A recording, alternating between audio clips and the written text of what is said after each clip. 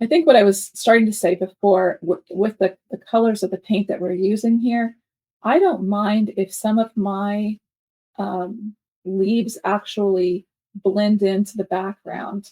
Um, it's kind of, we call it a lost edge in art, where you really can't see where one thing ends and another thing begins. And that's very interesting.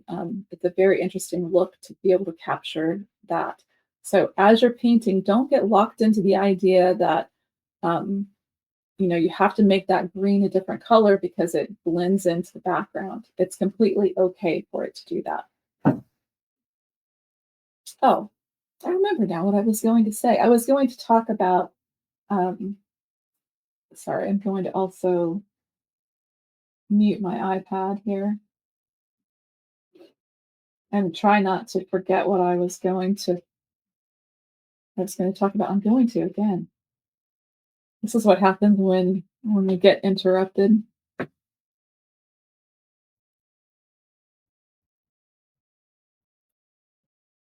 going to go forward a little bit here. Um, like I said, it's really just going back and forth between the colors.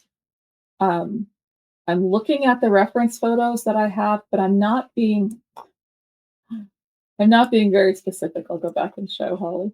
Holly was like, "Mom, you've painted long enough." Here you can see I'm trying to let that leaf come forward a little bit. So I'm adding a little bit of dark behind it. It's another easy thing to get locked up in as you're painting. Um, you can think that in order to make something come forward, it's all about making that more light. Many, many times, the better trick to use is making it darker behind, and that will really pop up the front. And I remembered again what I've been trying to say. In this piece, even though the light source for me, what I have in my mind is for the right side of it to be more highlighted. Many times in a garden setting like this, where you're looking, I was trying to keep her ears out of the paint. Where you're looking into this the depths of this plant, the light source can actually be coming from multiple different directions.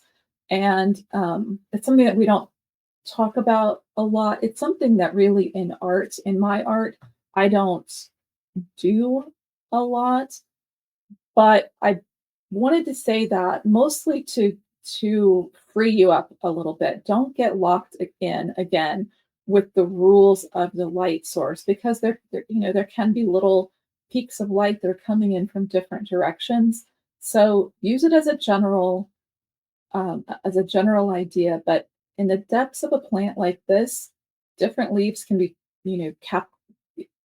catching the sun differently than others. So, don't get too locked into it.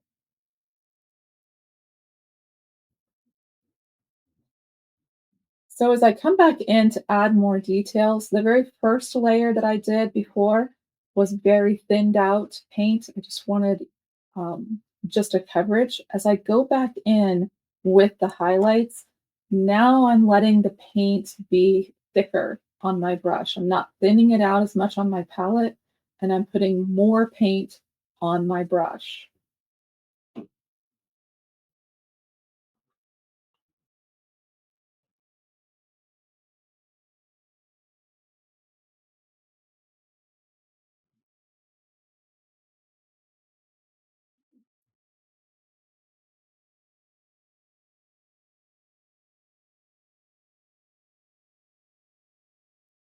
That area that I was just painting there is a part that I was talking about, um, where that edge of that leaf that I just finished is actually blending into the dark part.